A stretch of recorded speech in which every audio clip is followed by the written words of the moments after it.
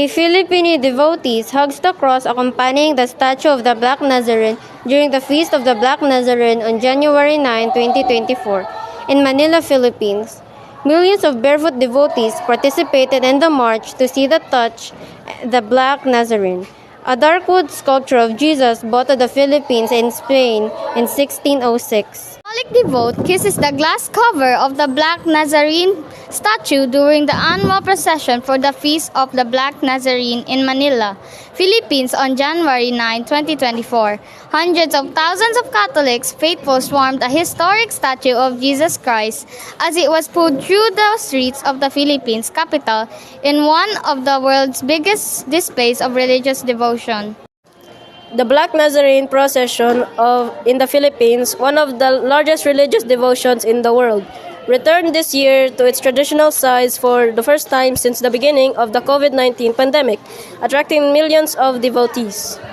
The procession, known as Transaction, sees devotees carry across a life-size statue of Jesus Christ carrying a black wooden cross in Manila. Taking place in January this year, event marked a return to the tradition procession after 3 years of drastic downsizing due to the threat of COVID-19.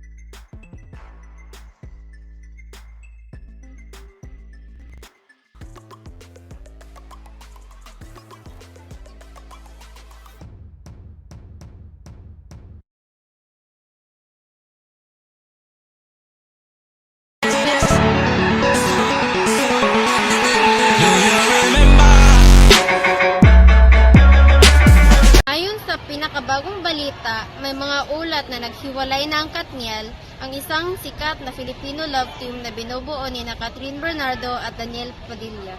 Kinumpirma ni Catherine Bernardo ang pagkahiwalay sa isang Instagram post noong ika-30 ng Nobyembre 2023. Ang magkasintaang ito na magkasama sa loob ng mahigit 12 years ay nag-anunsyo ng kanilang pagkahiwalay sa pamamagitan ng kanilang personal na Instagram accounts.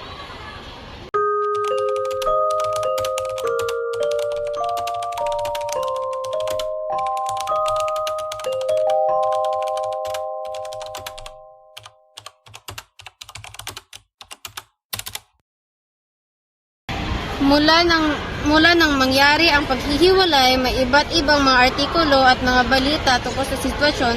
Gayunpaman, mahalagang tandaan na ang mga personal na bagay tulad nito ay dapat igalang at bigyan ng privacy upang payagan ang mga individual na kasangkot na makapagpagaling.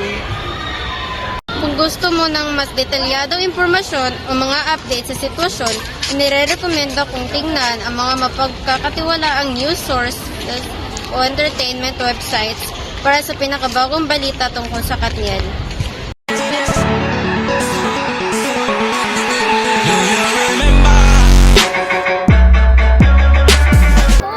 Ngayon, ang panahon sa labas ay mainit at maliwanag. Opisyal na papalapit ang tag-araw. Kaya't oras na upang ihanda ang mga payong tuwing lumalabas o maglagay ng sunscreen tuwing lumalabas. Ito ay naglalagay ng proteksyon sa ating mga balat mula sa pagkakaroon ng sunburn. Maganda rin ang araw na ito para lumabas at uminom ng malalamig na mga inumin. Ang pagtatayo ng tuwid sa ilalim ng araw ay dahilan ng aking pagpapawis. Dapat tayong humanap ng lilim.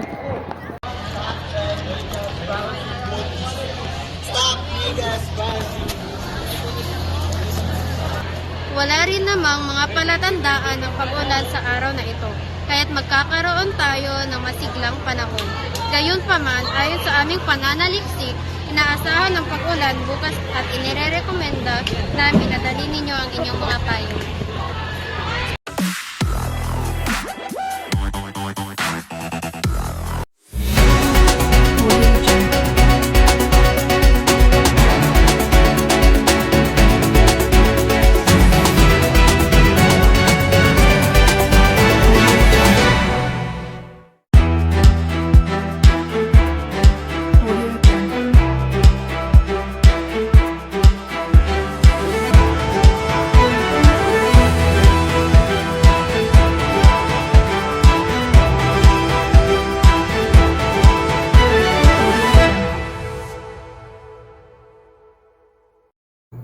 Ang Pilipinong sepak takraw team ay nagwagi ng silver medal sa 29th Southeast Asian Games sa Malaysia sa pamamagitan ng kanilang galing at husay nang pakita sila ng dedikasyon at determinasyon sa larangan ng sepak takraw. Ang kanilang tagumpay ay nagbibigay inspirasyon sa iba pang mga manlalaro at nagpapakita ng potensyal ng mga Pilipino sa sports. Ito ay isang paalala na sa kabila ng mga hamon at pagsubok, kaya nating makamit ang tagumpay kung mayroong tiyaga, determinasyon at pagsasakripisyo. Ang Pilipino sepak takraw team ay naging huwaran ng pagkakaisa, husay at dedikasyon at nag-iwan ng isang mahalagang marka sa kasaysayan ng sepak takraw sa Southeast Asia. Ang kanilang tagumpay ay isang pagkakataon upang ipagmalaki ang ating kultura, kakayahan at pagsisikap bilang mga Pilipino. Ito ay isang paalala na ang tagumpay ay hindi lamang para sa mga manlalaro kundi para sa buong bansa.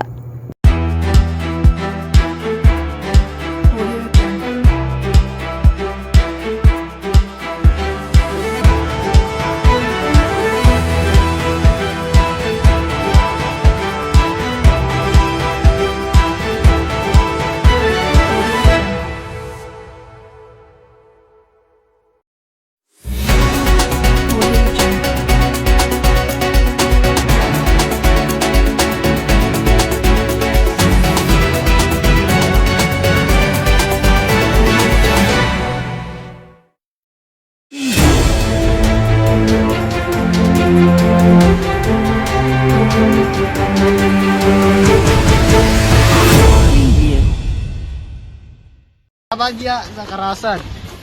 Ang airstrike sa Ukraine na nagdulot sa pagkamatay sa isang nakababaalang pangyayari. Ayon sa ulat ng BBC News, may mga balita na naglalarawan ng isang airstrike na nagresulta sa pagkamatay ng maraming tropa sa Ruso sa Ukraine. Nangyari nito ay nagdagdag sa tensyon at kaguluhan sa rehiyon at nagpapakita ng patuloy na pag-aalab ng digmaan sa pagitan ng dalawang bansa. Ang airstrike na ito ay nagdulot ng malalim at malungkot na epekto dahil hindi lamang sa mga pamilya na kundi pa sa mga komunidad na apekto sa kaguluhan ng Ukraine. Ito ay isang trahedya na nagpapakita ng kawalan ng katahimikan ng pagkakaisa sa rehiyon. Ang mga detalye tungkol sa airstrike na ito ay kasalukuyang pinag-aralan at sinusuri ng mga otoridad at mga eksperto ay dapat magkaisa upang matigil ang pagpatuloy ng karahasan at mahanap ang mga solusyon sa palitan, mapayapaang paraan. Ang pagkilos ng pandaigdigan, komunidad at mga organisasyon tulad ng United Nations ay mahalaga upang matulungan ang mga bansa sa pagtutugtuyod ng kapayapaan at seguridad. Sa huli, ang airstrike na nagresulta sa pagkamatay ng maraming tropang Ruso sa Ukraine ay isang trahedya.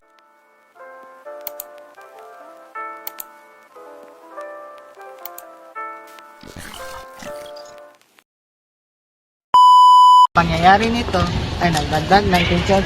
Aman mo! Introduce yourself. My name is Catherine Bermudez. And my name is Daniel Padaplin. And we are from Southern Philippines. Tama na, Toy! Introduce yourself. My name is Ubu Puebebe Onyetsu. Ubimug Bim Osas. Next! Kana.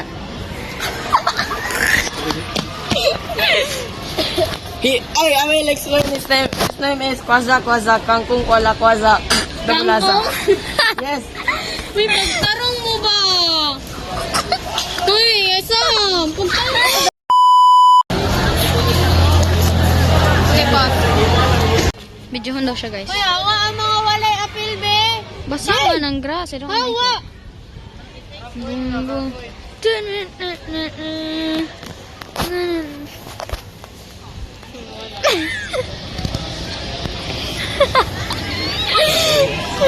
Uy, nanti ko nga. Sagdiyan na sila naman kay Mike. Ang effect na nagresulta sa patay ng maraming tropang Ruso sa Ukraine na dapat bigyang pansin at pag-aaralan.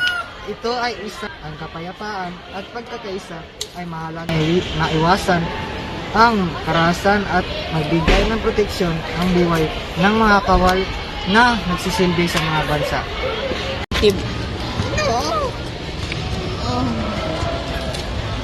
One.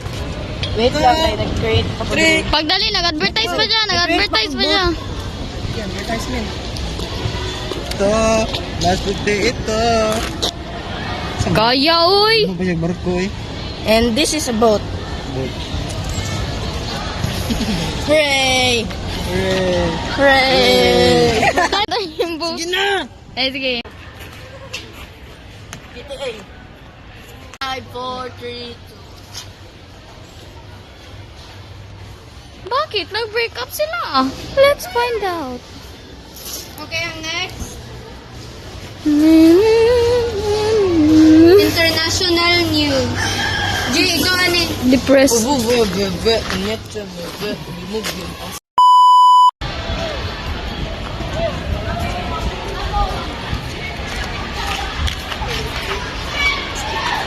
Anong pangalan mo? Yan naman. Kanininiyak ta sa buhok. Nigo. Ikaw na lang. Huwag may nahigo ba? Turang maigo. Alam mo siya gunggulan na doon. Binubuo ni na Catherine Bernardo at Daniel Padilla. Kinumpirma ni Catherine Bernardo ang pagkahiwalay sa isang Instagram post noong ika-30. Ika-30.